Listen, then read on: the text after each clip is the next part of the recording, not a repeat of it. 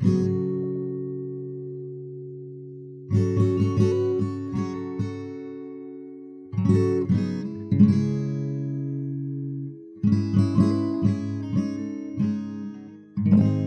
you delete a file from your computer, that file is probably not quite as deleted as you might think it is.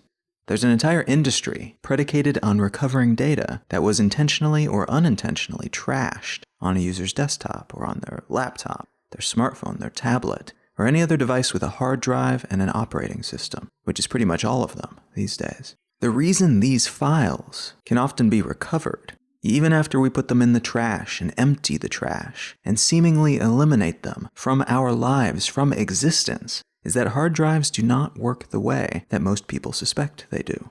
When you delete a file from a hard drive, it pretty much just moves that file to another part of the drive that is more or less inaccessible to the user. And the idea is that someday, if and when the drive runs out of free space, it begins to overwrite that space that is currently filled with all the stuff that you deleted. It shows up as being free if you ask the operating system, but there's a bunch of trash there, just waiting to be overwritten by new data eventually.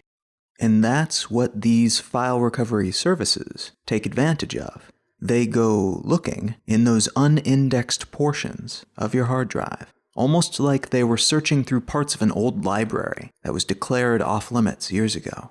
There's no information in the card catalog saying anything about books back in that derelict old part of the building, but it's actually where all the discarded books are kept. And if you search those supposedly empty shelves, you might stumble across something you thought was gone, that by all indications, by all evidence available in the front of the building, was gone. Things that you thought were deleted, when in fact, they were just made mostly inaccessible to the casual peruser. This problem can be partially alleviated by utilizing a more thorough deletion method. The usual, more complete and reliable method for killing your unwanted files is overwriting them. And optimally, this means overwriting the entire hard drive so that you avoid that unfortunate, aforementioned, unlisted but still there scenario. You want to overwrite the whole thing, so even those seemingly empty but not actually empty spaces are overwritten. What overwrite means, in this context, is blasting that hard drive space with bajillions of zeros, or randomly garbled gibberish. This fills up the hard drive to capacity with nonsense data, which means it will fill up not just the space that you see, but also all of those nooks and crannies in the back, where deleted information is usually tucked away. This hard drive can then be used again in the future, and ostensibly more safely, because anything that is stored there but not indexed in the hidden portions of the hard drive will just be that set of zeros and gibberish that you plastered across the thing while overwriting it.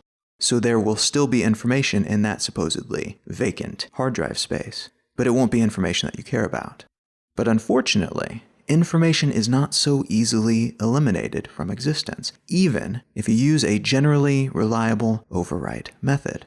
With the right software and know-how, someone who wants to see that data could potentially backtrack your overwrite process. If they know the ins and outs of your operating system and the overwrite methods that are used by that OS, they could take your freshly garbled hard drive and apply a reverse filter to it, which essentially unwrites the overwrite, applying the same series of zeros or supposedly random data, but in reverse.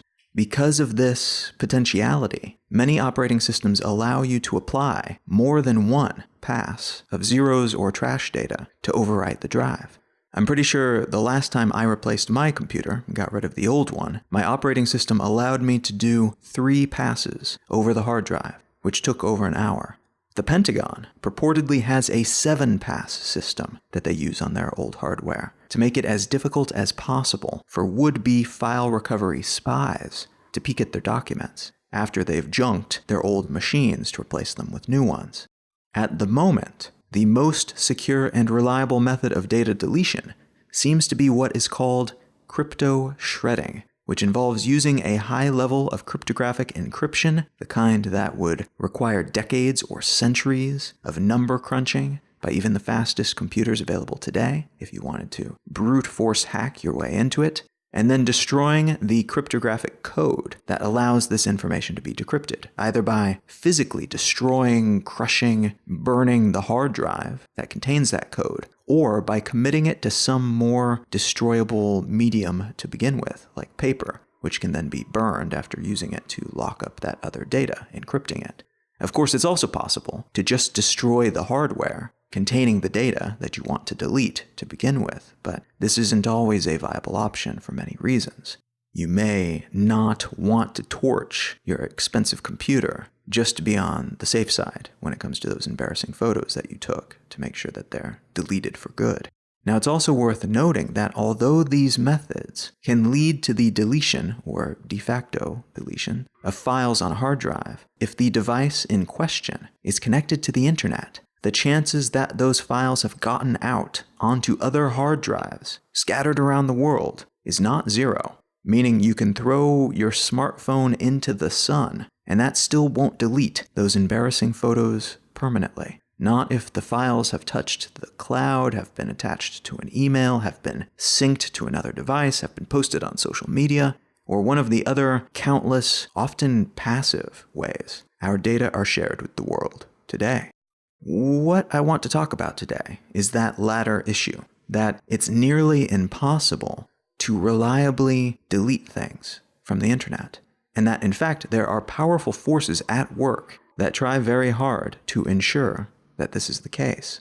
But despite that reality, these forces in the very near future may be required to allow for some kind of permanent deletion if they are going to continue to wield the power that they currently wield, and if they are going to continue to operate within the letter of the law.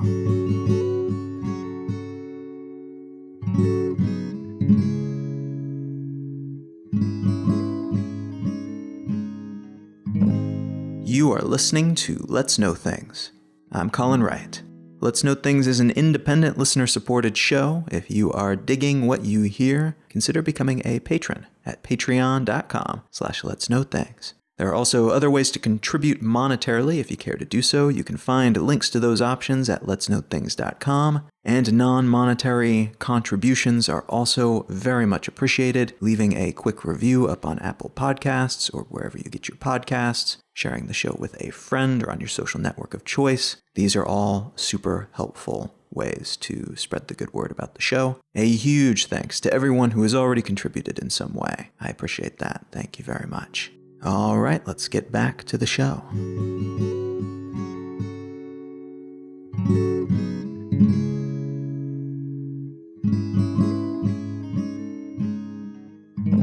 The article I want to start from today comes from the Columbia Journalism Review, and it's entitled, "Google Seeks to Limit Right to be Forgotten by Claiming It's Journalistic."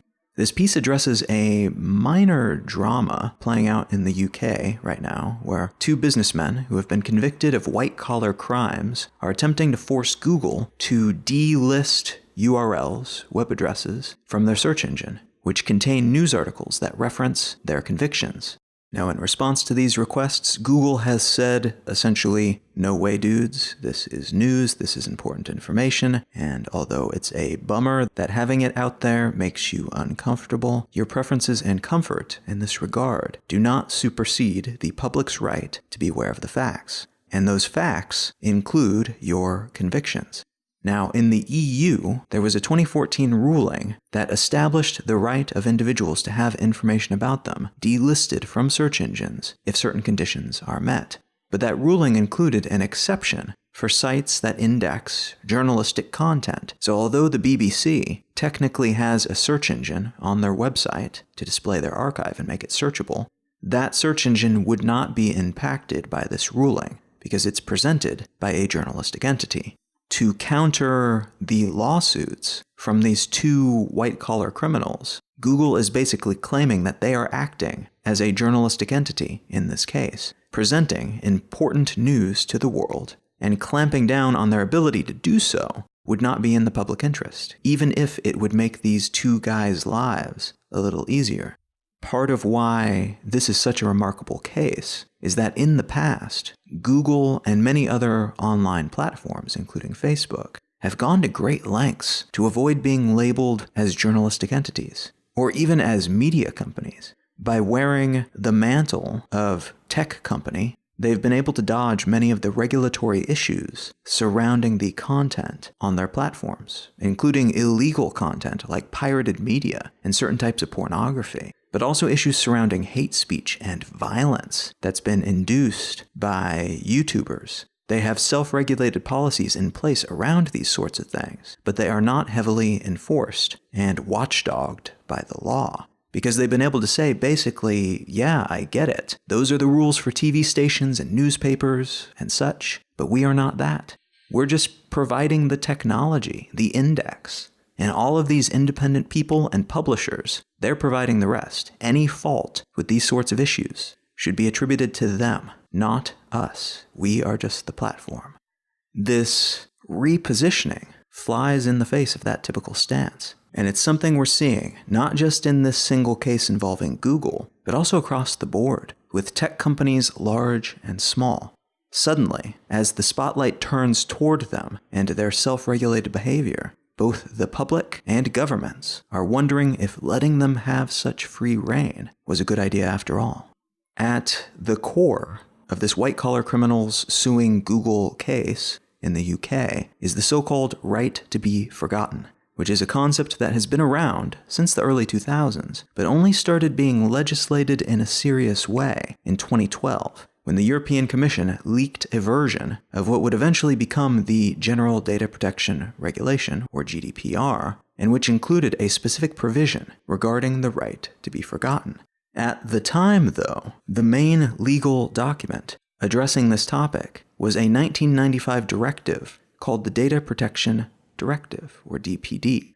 The DPD stated, in brief, that individuals' personal data should be protected, and more specifically, people should be given notice when their data is being collected. Data should only be used for the indicated purposes and nothing else. Data should not be disclosed without the individual's consent. Data should be kept secure. Folks should be informed about who is collecting their data beyond those to whom they granted consent already. People should be allowed to access their data and make corrections where warranted, and citizens should have a means of holding accountable any entities who fail to live up to their end of this relationship. All of those points, I think, to most people who read them, except perhaps the companies who make their living off of people's data, but to everyone else, I think that sounds pretty good. And this was back in 1995. That this came into effect, and it helped shape a lot of what's happening in Europe in particular, but also in many non-European countries around the world today. But these guidelines were just that, guidelines. Non-binding, no punishment for non-compliance. Many companies adjusted their operations as a consequence of these guidelines, but because this regulation had no teeth, no enforcement, as the online world evolved, so did business side perception of exactly how much they had to color within the lines when it came to collecting data. Now, the leaking of that perhaps binding future replacement for the DPD back in 2012 spurred some actual tangible action. Google, for instance, took the opportunity to try to get ahead of this thing and set up their own process and policy for dealing with this impending right to be forgotten hullabaloo. They gave Europeans a website that they could go to where they could submit their information and provide some proof of identity, and then have their claim, a desire to have something about themselves, removed from Google, addressed by a group of humans who worked at Google who would go through and figure out if these removals were legitimate, were justified. The results of that effort have been mixed. And Google is criticized about basically every decision that they make within this space. When they give in and remove listings for articles and Facebook postings and such, which contain embarrassing information about someone, they are criticized for giving in to personal desires over the public interest. And when they refuse to pull down listings, they are criticized for stomping all over the rights of the individual, for failing to take this person's wants or needs into consideration over the whims of the broader social order. Now, it should be noted that this approach to regulation, corporations trying to get ahead of things, to show that they can manage things on their own, set their own milestones and metrics, implement solutions that work, without needing a prod, no carrot, no stick from the government. This is a pretty common thing. And it's happening now, too, across many different fronts, involving many different companies in many different countries. And part of why the pace has picked up recently is because of the forthcoming implementation of the General Data Protection Regulation, or GDPR, which, as I mentioned a moment ago, was part of what spurred this initial action from Google when Article 17, which is regarding the right to be forgotten in the GDPR, was leaked back in 2012. The GDPR goes a whole lot further than the DPD, both in scope, but also in that it has teeth. There are well-outlined consequences for companies and other entities that fail to live up to the guidelines that it imposes. And some of those consequences are of consequence. Companies in breach of the guidelines contained in this regulation can be fined up to 4% of their total annual global turnover, or 20 million euros, whichever is greater. And companies that are perhaps not in full breach, but simply don't have their records in order, allowing the enforcing authorities to check in on them and assess their adherence to these guidelines, they can be fined 2% of their total annual global turnover. According to a Goldman Sachs analysis, this means that Facebook could be fined about $1.6 billion if they are found to be not in compliance with the GDPR. And that means in Europe, but also possibly around the world, because the GDPR outlines how European citizens' data can be used, including how it's utilized outside the EU. So lacking that worldwide infrastructural shift would put them in a precarious position, as there's always the chance that some chunk of data would end up where it shouldn't be. Though on the other hand, it is worth noting that the same Goldman Sachs analysis indicated that due to these changes, and what these changes could mean for Facebook's data-based, mostly advertising-fueled business model, the company could stand to lose about 7% of what they currently make each year, totaling about $2.8 billion. So it could, potentially, at least in the short term, be cheaper for them to just remain in breach of the law, to continue to do things as they're doing things, and consider the payout, that 4% penalty under the GDPR, a discount on what they would otherwise suffer if they played by the rules. Now, it does seem, on the day I'm recording this at least, which is a situation that could change significantly by the time this episode comes out, so be aware of that. This is a fast-moving story. But at the moment, it seems as if Facebook's going to try to play nice with the GDPR, and that it is trying that Google in 2012 tactic of getting out in front of things and trying to own the regulation. Basically, they seem to be trying to install a lot of new limitations and data privacy features themselves before they have to show the governing bodies involved that they can be trusted and that they can install and implement these types of policies themselves. And so the politicians need not crack down on them too hard or even watch them too closely. They can be trusted. Facebook's stock has also crumbled in the past few weeks due to all of this attention and a series of revelations about its behavior and associations in elections and other vital societal functions around the world, pretty much since it became a dominant social network, so for the better part of a decade. This loss of perceived value may also color their perception about which price is the correct one to pay. Long term, it may make more sense to play by the rules, whatever those rules turn out to be, because being seen as a public villain is not doing very good things for their long-term business prospects. So in summary, the General Data Protection Regulation expands upon previous data protection rules while also providing fairly stern enforcement options. The GDPR will be going into effect on May 25th of 2018, so very soon after this podcast is first broadcast, and tech companies in particular are struggling to bring themselves into at least seeming compliance by that deadline, lest they face significant financial consequences. There are also gobs of reports about how this will affect a multitude of smaller businesses who currently may be tracking their website visitors or collecting data from customers in ways that are no longer allowed, but which they aren't aware conflict with this new way of doing things. We will see how that plays out, though I'm guessing that these smaller infringers will be given warnings in the year following implementation, and then perhaps small fines and other penalties will be levied until everyone falls into line. They are definitely not Facebook scale potential breachers of this regulation. But at whatever scale, this change will influence the whole of the internet, and business well outside of the official enforcement region of the European Union. In part because the EU is a huge economic entity, and if you want to do business within it, you need to have your ducks in a row.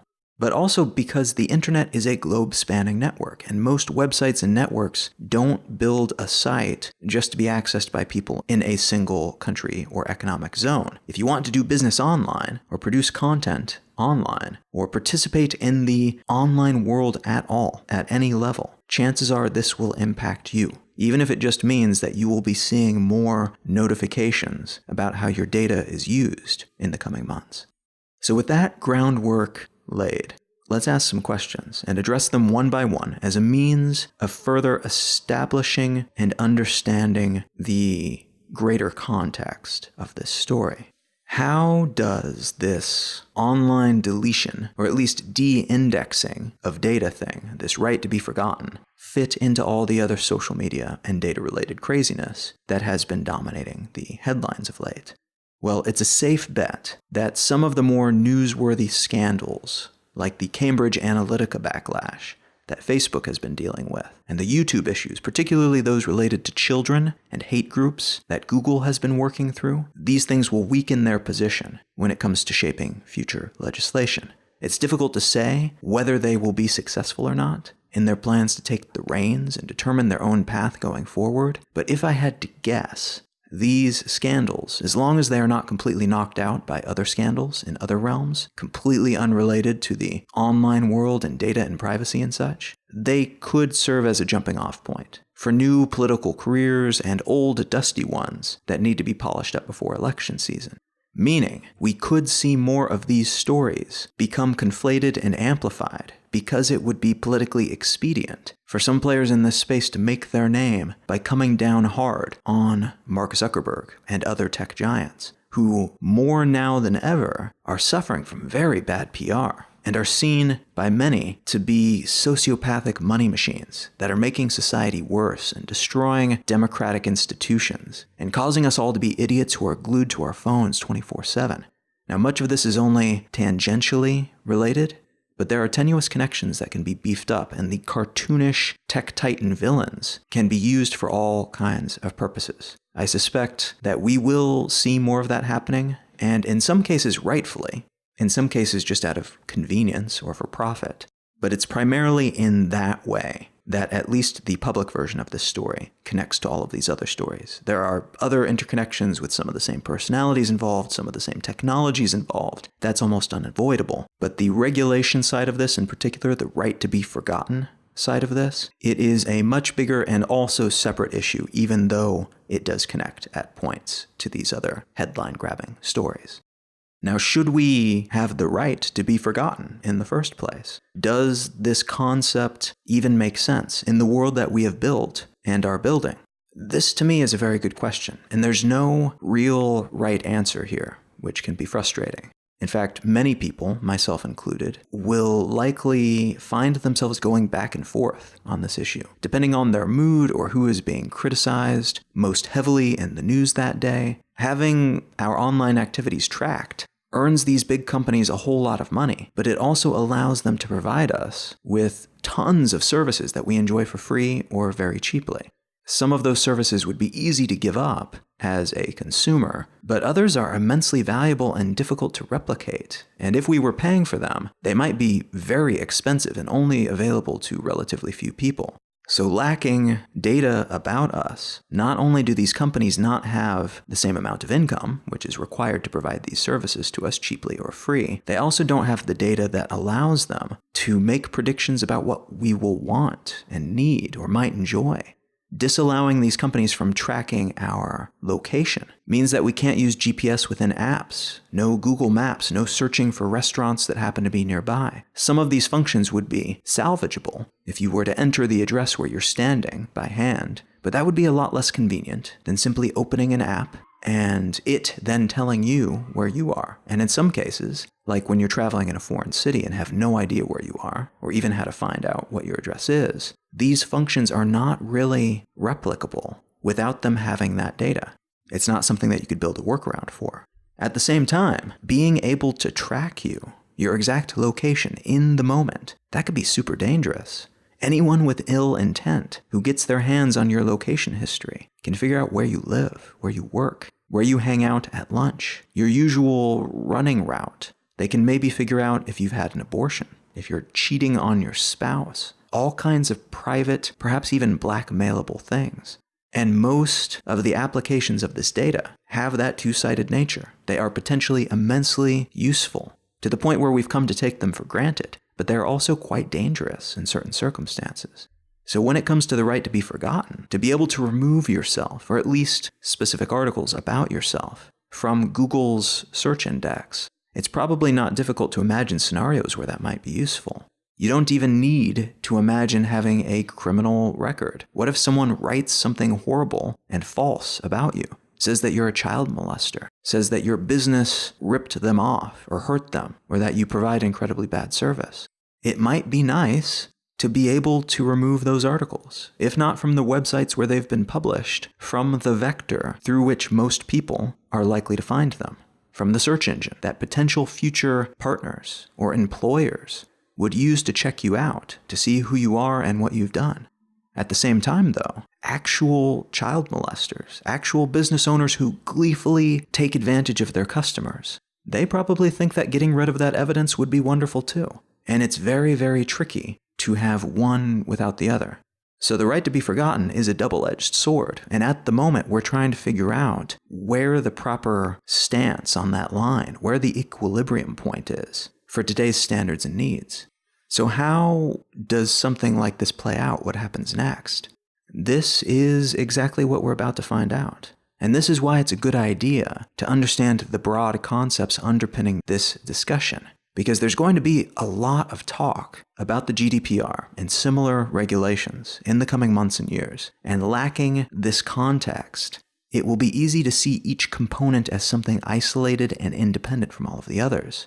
Facebook is being criticized because they were being abusive with the data they collected. Google is having trouble with showing conspiracy theory videos to children on YouTube. Far-right authoritarian candidates are bringing out far higher voter numbers than their opponents in a large number of, currently at least, democracies around the world. And some governments, most specifically China and India, though in different ways and to different ends, are tracking their citizenry, using that data for a variety of purposes. All of these stories are connected, and the red thread that weaves through so much of what's happening in the world today is this interconnectedness of humanity and the way existing structures, government, social, and economic, are slamming into these new structures, which often invert expectations and demolish most or all of our prediction models. As these new rules come into effect, we will see how this current dynamic changes, if it changes. What many people on both sides, the old and new models of organizing and operating, are hoping for, I think, is something that allows us to utilize the best of both worlds. Some of the stability and predictability of existing, well-worn systems that have served us for decades, but with some of the dynamism and innovative capacity and sexy new powers offered up by social networks and big data and other disruptive technologies of that sort. Many of these desires, like predictability and innovation, directly conflict. Others don't, but could be hamstrung by the aspects of these systems that do. Right now, it is very difficult to tell how things will play out, and who will claim the lion's share of the spoils. We don't know how stringently these laws will be enforced, if they'll survive for more than a few rounds of political musical chairs, if their guidelines will be implemented to the spirit of the law or just to the letter of the law, and what kind of backlash we will see if the most valuable utilities of some of these apps and services are crippled or completely disappear as a result of this legislation. We may see a shattering of companies into highly localized variants, where Facebook in one country operates completely differently from Facebook in another country, with those in the more lightly legislated regions having access to more and different services, but those in regions covered by GDPR-like laws maintaining more ownership over their data and privacy by default. We may also see competitors to today's tech behemoths popping up, utilizing new business models that don't currently make a lot of sense, but which will, or could, under these new laws. How many people would pay $1 a month to use an ad-free, manipulation-free, privacy-focused version of Facebook? We don't really know, or at least we don't know in a situation in which Facebook and its current mode of operation is placed at a significant disadvantage by the state. That could turn the tides in a direction that they have yet to turn in the past, when business models like that $1 a month business model have been easily outpaced by the well-funded, well-entrenched incumbents. So something like the GDPR could make these alternative, smaller, upstart businesses actually competitive with these well-entrenched incumbents. As I mentioned before, I suspect we will also see some political careers being made in the coming months, following the late May 2018 rollout of the GDPR. This will depend on how much of a stomach these governments have to enforce these laws, but those who choose to come down hard on the increasingly hated, or at least distrusted, tech giants will likely experience a surge of approval and enthusiasm from their base, which could lead to more of the same elsewhere, even in places that are not currently banging the drum for increased data privacy. I also suspect we will see efforts by other sectors to capitalize on this shakeup. The internet service providers here in the United States, for instance, are already trying to capitalize on the troubles that Silicon Valley is experiencing right now. ISPs are a backbone service that itself is one of the most hated sectors of the economy in the United States. These are private companies that are very often terrible and abusive to their customers, and they charge exorbitant prices for very shoddy service, and which generally also have de facto monopolies in their regions. And they are supported in maintaining those monopolies, in part, by their generous funding of local politicians with whom they enthusiastically lobby. Now, ISPs will not be the only industry hopping on this particular bandwagon, I suspect. We will probably see more of these traditional tech companies in particular joining in on the fun and being able to create a villain out of someone else for a while. We've seen a little bit of this already from traditional TV stations as well and other traditional media organizations, but I feel like there's a lot to be gained here, particularly in terms of short-term PR and political goodwill for anyone who is willing to come down against the current villain of the moment, these tech companies. There will almost certainly be more outrages and shocking revelations as well. I wouldn't be at all surprised to see more leaks, more people who have worked for these companies coming forward to share the cafeteria gossip, along with information about legitimately disturbing happenings within these companies, whether they're social or geopolitical in nature. We will also, on a more direct personal level, see at least a small pivot away from today's reality, where every single entity in our modern digital lives is constantly angling for more information about us, which is kind of a weird thing to imagine, and it's difficult to guess how some of these apps and services and companies will survive and thrive, lacking this data that they can turn around and sell about us. But again, this will likely serve as an opportunity for some new entrants, even as it's a threat to these existing companies. The pendulum may swing back toward the status quo before too many of these barbarians at the gate with their new business models get a toehold. But I'm hoping, at the bare minimum, we will see some innovative ideas and an outline of how the connected world could reorient itself around individual data ownership rather than corporate and governmental data ownership. It's hard to say if it would work, and it's hard to say how that sort of world might compare to today's world, but it is a direction worth considering, and I would love to see some examples of that. And that's maybe the most vital issue here. The GDPR is in large part about who owns whose data. And right now, the understanding is that if you can scoop it up, it's yours to do with whatever you like, which mostly means profiting from it and hoarding it like an asset. Online privacy is part of that, but this rearrangement could result in something more broad and sovereign in the sense that any data collected about you would be owned by you. And that means you could take it away from those who have collected it, and they wouldn't be able to use it for anything, including selling it, until you tell them that they can. Maybe they would have to pay you for the right if the data market swings in that direction. And at the very least, they would need to be very explicit about what you are giving up and how they intend to use it and what you are getting in exchange, which by itself seems like a step in the right direction for almost everyone except these corporations. Now, this may also mean more responsibility is placed on each and every one of us. The responsibility to manage our data in the same way that we have to manage our finances, our health, and other things of that nature, which might seem like a scary proposition. I mean, statistically, a lot of us are not great at managing one or more of these things already when it's up to us to manage them. So there's a chance that someone more responsible, a government entity, or even a seemingly beneficent corporation, could step in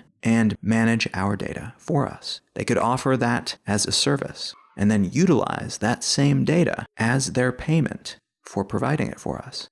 Now, if that sounds like a familiar arrangement, you're not wrong. It's very similar to how things operate today, though it's still, arguably, a move in a positive direction because we would decide whether or not to hire these services and would have ultimate authority over how our data is used, even if the relationship then, in practice, evolves into something that looks very much like it is today otherwise.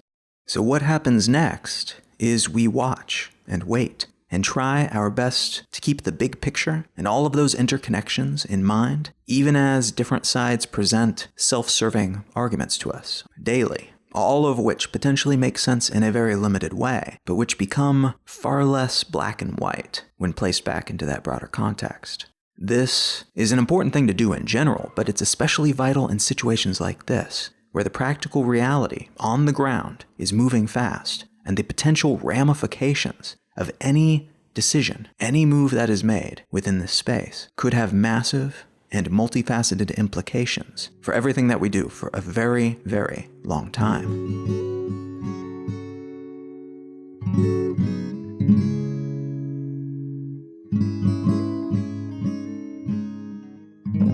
If you are enjoying Let's Know Things, consider becoming a patron at patreon.com/Let's Know Things. Another great way to help support my work in general is to pick up one of the books that I've written. You can find a complete list of those at colin.io, though a good place to start if you're into essays about the sorts of things I talk about on this show is a book called Becoming Who We Need to Be. And if you're more interested in lifestyle, travel-related things with associated musings, you might consider picking up a copy of my book, Come Back Frayed. Again, you can find both of these along with all of the other books that I have written and have available in ebook, paperback, and audiobook formats at colin.io. The book that I'd like to recommend today is kind of a different genre than I typically read, and that to me is always exciting. I enjoy learning about different fields, different writing styles, things like that. But this is a writing book, and specifically it's about writing song lyrics.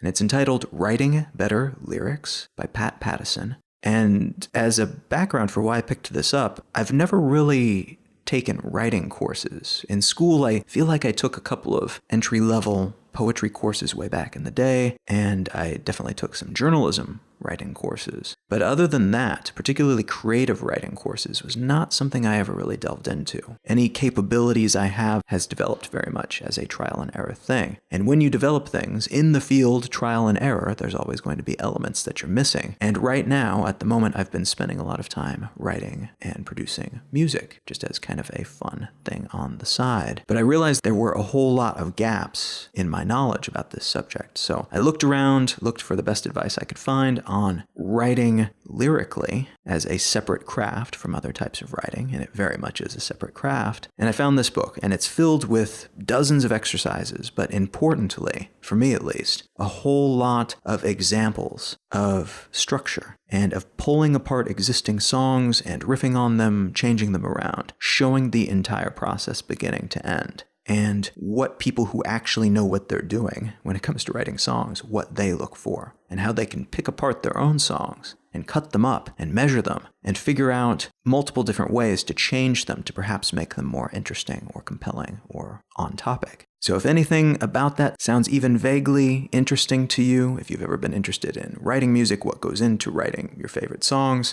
I would say if you're a writer of any kind, actually, there's a lot you could take away from this book. And if you're looking to better understand the structure that underlies a whole lot of creative production of any kind, this seems like a book that is worth picking up. Again, the title is Writing Better Lyrics, and the author is Pat Pattison. You can find out more about me and my work at colin.io. You can find the show notes for this episode of the podcast and every episode of the podcast at letsknowthings.com, and you can find my blog at exilelifestyle.com. Feel free to reach out and say hello. I am at Colin is my name on Instagram and Twitter and YouTube. Thank you so much for listening. I'm Colin Wright, and I will talk to you again next week.